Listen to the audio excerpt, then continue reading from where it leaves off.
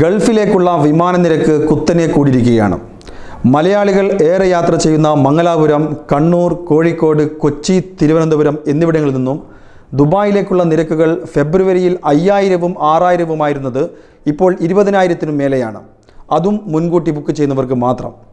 അടിയന്തര സാഹചര്യങ്ങളിൽ യാത്ര ചെയ്യുന്നവർ 50,000 രൂപ വരെ നൽകേണ്ട സാഹചര്യമാണിപ്പോൾ. UAEക്ക് പുറമെ Saudi Arabia, Oman, Qatar, Bahrain തുടങ്ങിയിടങ്ങളിലേക്ക് ഇന്ത്യയിലെ മിക്ക വിമാനത്താവളങ്ങളിൽ നിന്നും നിരക്കുകൾ കൂടിയിട്ടുണ്ടെങ്കിലും മലയാളികൾ ഏറെ യാത്ര ചെയ്യുന്ന സെക്ടറുകളിലാണ് വിലവർധനവ് രൂക്ഷമായിട്ടുള്ളത്. വേനലവധി ആരംഭിച്ചതോടെ കേരളത്തിൽ നിന്നും ഗൾഫിലേക്ക് യാത്രക്കാർ കൂടിയതിലുള്ള സ്വാഭാവിക വർധനവ് മാത്രമാണിതെന്ന് വിമാന കമ്പനികൾ ന്യായീകരിക്കുന്നു.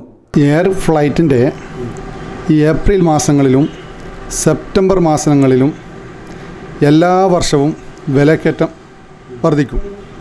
അതിനൊന്നാമത് കാരണം ഏപ്രിൽ മാസത്തിൽ ഇവിടെ നമ്മുടെ ഇന്ത്യയിൽ പ്രത്യേകിച്ച് കേരളത്തിൽ വെക്കേഷനാണ്. ഈ വെക്കേഷൻ ലീവിൽ നമ്മുടെ പ്രവാസിയായ നമ്മുടെ സഹോദരന്മാർ അവരുടെ ഫാമിലീസിനൊക്കെ 2 മാസത്തേക്ക് ഗൾഫിലേക്ക് കൊണ്ടുപോകുന്നുണ്ട്. ഇത് എയർലൈൻ കമ്പനികൾക്ക് മുൻകൂട്ടി അറിയാം. അതാണ് അവർ ഈ ജനങ്ങളിങ്ങനെ ചൂഷണം ചെയ്യുന്നുള്ളത്. അതിന് മുൻകൈ എടുക്കേണ്ടത് കേന്ദ്ര സർക്കാരാണ്. കേന്ദ്ര സർക്കാരിൻ്റെ ഉചിതമായ തീരുമാനം എടുത്തു കഴിഞ്ഞാൽ ഇതിനൊരു പരിഹാരം കാണും. അല്ലാണ്ട് ഇവിടുന്ന് പ്രവാസികൾ കേരളത്തിൽ നിന്ന് ശബ്ദം വരുത്തിയിട്ട് യാതൊരു കാര്യമില്ല. ഇത് ഇന്നലെയൊന്നുമല്ല, എത്രയോ കാലങ്ങളായി ഇത് പിന്തുടരുന്നു. 6000 ആ റേഞ്ചൊക്കെയുള്ള ഫെയർ ഇപ്പോൾ 30,000 40,000 രൂപയ്ക്കൊക്കെ പോകുന്ന പറഞ്ഞാൽ വലിയ ബുദ്ധിമുട്ടാണ്. മാത്രമല്ല ഓഫ് സീസണുകളിലെ ഭീമമായ സാമ്പത്തിക നഷ്ടങ്ങൾ കുറച്ചെങ്കിലും നികത്തുന്നത് ഇത്തരം യാത്രാ സീസണുകളിൽ നിന്നും കിട്ടുന്ന അധിക വരുമാനം കൊണ്ടുകൂടിയാണെന്നും വിമാന കമ്പനികൾ പറയുന്നു. എന്നാൽ സാഹചര്യം മുതലെടുത്ത് മനഃപൂർവ്വം തങ്ങളെ പിഴിയുകയാണെന്നാണ് യാത്രക്കാരുടെ പരാതി. ഞാനിപ്പോൾ വിഷുവിൻ്റെ ലീവിന് വന്നതാണ്. ഇപ്പോൾ പോകാൻ വേണ്ടി ടിക്കറ്റ് എടുക്കാൻ വന്നത്.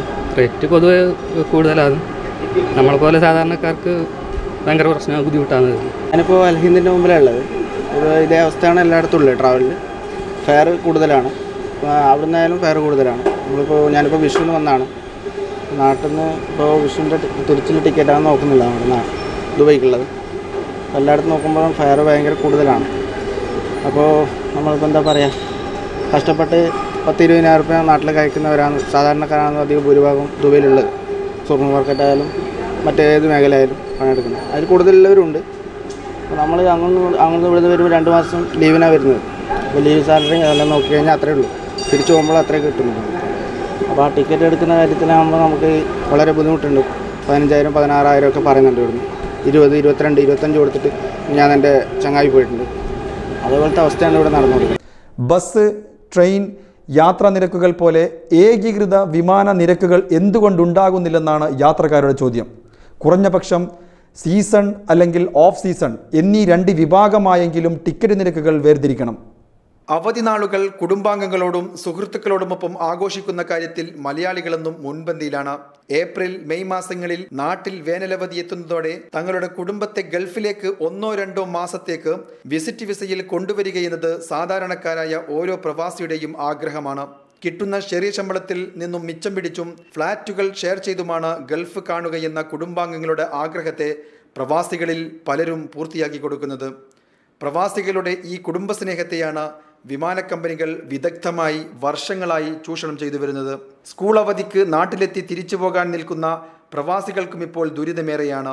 ടിക്കറ്റ് നിരക്കുകൾ കുറയുന്നതും കാത്ത് യാത്രകൾ മാറ്റിക്കൊണ്ടിരിക്കുകയാണ് പലരും. എന്നാൽ ഗൾഫിലെ തൊഴിൽ മേഖലയിലെ പ്രതിസന്ധി രൂക്ഷമായതിനാൽ ഇത്തരത്തിൽ യാത്ര മാറ്റുക എല്ലാവർക്കും സാധിക്കുന്ന കാര്യവുമല്ല. പക്ഷെ അതിന് പ്രതിവിധി എന്ന് വെച്ചെങ്കിൽ ഇതിന് ഗവൺമെൻറ്റിൻ്റെ ഇത് കൺട്രോളും ഇതില്ല. തികച്ചും സ്വകാര്യമായ കമ്പനികൾ അവരുടെ അനുസരിച്ചിട്ട് കോമ്പറ്റീഷൻ പ്രകാരമാണ് വില വർദ്ധിപ്പിക്കുന്നുള്ളത്. പക്ഷേ ഇത് വർധനവിന് ഒരു കടിഞ്ഞാണിടണമെങ്കിൽ ഗവൺമെൻറ് ഒരു നിശ്ചിത വില നിശ്ചയിച്ചാലേ ഇതിന് ഈ ചൂഷണത്തിൽ നിന്ന് ജനങ്ങളെ രക്ഷപ്പെടുത്താൻ സാധിക്കുകയുള്ളൂ. പ്രത്യേകിച്ച് അപ്പോൾ ചില ആൾക്കാർക്ക് സംശയങ്ങൾ വരും. റെയിൽവേയുടെ ടിക്കറ്റ് ഒരേ കാറ്റഗറിയിൽ നിന്നല്ലേ പോകുന്നുള്ളത്. പക്ഷെ റെയിൽവേ എന്ന് വെച്ചാൽ ഗവൺമെൻറ്റിൻ്റെ പൂർണ്ണ അധികാരത്തിലുള്ളതാണ്. പക്ഷേ ഇവിടെ ഫ്ലൈറ്റ് എയർലൈൻ അത് ഗവൺമെൻറ്റിൻ്റെ അധികാരത്തിൽ പെട്ടതല്ല. ഗവൺമെൻറ് ഇതിനെതിരെ ശക്തമായ നടപടിയെടുക്കണം. കാരണം ഈ സീസൺ സമയത്തൊക്കെ എന്തായാലും അതിനൊരു പരിധി വെക്കണം. എത്രയാണോ ആ ഒരു പരിധി വെച്ച് സാധാരണക്കാർക്ക് ബുദ്ധിമുട്ടില്ലാത്ത രീതിയിൽ ചെയ്യാൻ പറ്റി അത് ചെയ്യേണ്ടത് ഗവൺമെൻറ്റിനാണ്. അത് എനിക്ക് എന്തായാലും സ്റ്റേറ്റ് ഗവൺമെൻറ്റിന് പറ്റും തോന്നില്ല. കാരണം കേന്ദ്ര ഗവൺമെൻറ്റാണല്ലോ അത് ചെയ്യുന്നത്. അപ്പോൾ അവർക്ക് തന്നെയാണ് ഇതിലെ ഒരു പരിധിവരെ ചെയ്യാൻ പറ്റുന്നത്.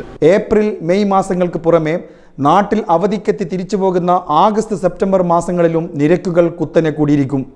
ഇനി ഗൾഫിൽ നിന്നും നാട്ടിലേക്കുള്ള നിരക്കുകളാണെങ്കിലോ ഗൾഫിൽ സ്കൂൾ അടക്കുന്ന ജൂൺ ജൂലൈ മാസങ്ങളിലും പെരുന്നാൾ, ക്രിസ്തുമസ്, ന്യൂ ഇയർ വേളകളിലും നിരക്കുകൾ വളരെ ഉയർന്നിരിക്കും. മുൻകൂട്ടി പ്ലാൻ ചെയ്ത് യാത്ര ചെയ്യാൻ പറ്റാത്ത സാധാരണക്കാരായ പ്രവാസികളാണ് ഇതിൻ്റെ ദുരിതം അനുഭവിക്കുന്നവരിലേറെയും. എന്നാൽ ട്രെയിൻ, പൊതുബസ് നിരക്കുകൾ നിയന്ത്രിക്കാനുള്ള സമ്പൂർണ്ണ അധികാരം സർക്കാരിനുള്ളതുപോലെ വിമാന നിരക്കുകൾ നിയന്ത്രിക്കാൻ സർക്കാരിന് പൂർണ്ണ തോതിലുള്ള അധികാരമില്ലെന്നതാണ് യാഥാർത്ഥ്യം.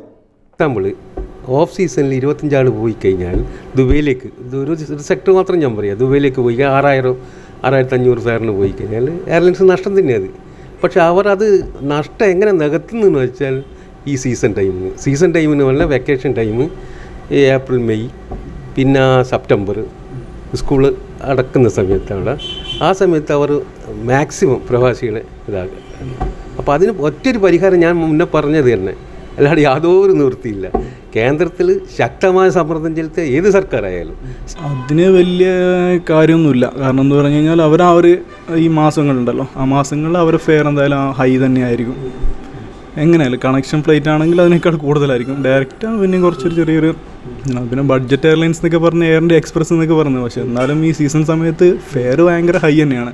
ഗവൺമെൻറ് ഒരു എയർ ഇന്ത്യ എക്സ്പ്രസ്സിൽ ഒരു 6,000 കൊണ്ടുപോകണ്ട, ചുരുങ്ങിയത് ഒരു 10,000 ഒരു 12,000 ആവറേജിൽ ഒരു സീസണിൽ ഒരു ഫ്ലൈറ്റ് നിർത്തിക്കഴിഞ്ഞാൽ എല്ലാവർക്കും ഒരു ചൂഷണത്തിന് അടിമപ്പെടാണ്ട് ഈ വലിയ വിലക്കയറ്റം പ്രതീക്ഷിക്കാണ്ട് യാത്ര ചെയ്യാൻ പറ്റും എന്നാണ് എൻ്റെ വ്യക്തമായ അഭിപ്രായം. ഗൾഫിലേക്കുള്ള പ്രവാസം തുടങ്ങിയ ആദ്യ നാൾ മുതൽ കേൾക്കുന്നതാണ് ഗൾഫിലേക്കുള്ള യാത്രാ പ്രശ്നങ്ങളും അമിത ടിക്കറ്റ് നിരക്കുകളുടെ ചൂഷണവും. പ്രവാസികൾ പരാതികൾ പറഞ്ഞുകൊണ്ടേയിരിക്കും. സംഘടനകൾ നിവേദനങ്ങൾ അയച്ചുകൊണ്ടേയിരിക്കും. ജനപ്രതിനിധികൾ പരിഹാര വാഗ്ദാനങ്ങൾ നൽകിക്കൊണ്ടേയിരിക്കും. വിമാന കമ്പനികൾ സീസണുകളിൽ യാതൊരു ദാക്ഷിണ്യവുമില്ലാതെ നിരക്കുകൾ കൂട്ടിക്കൊണ്ടേയിരിക്കും. കാത്തിരിപ്പിൻ്റെയും സഹനത്തിൻ്റെയും കഥ കേട്ട് തഴമ്പിച്ച പ്രവാസികൾക്ക് ഇതും കുട്ടികൾക്ക് പറഞ്ഞു കൊടുക്കാനുള്ള കടങ്കഥയായി മാറാതിരുന്നാൽ മാത്രം മതിയായിരുന്നു.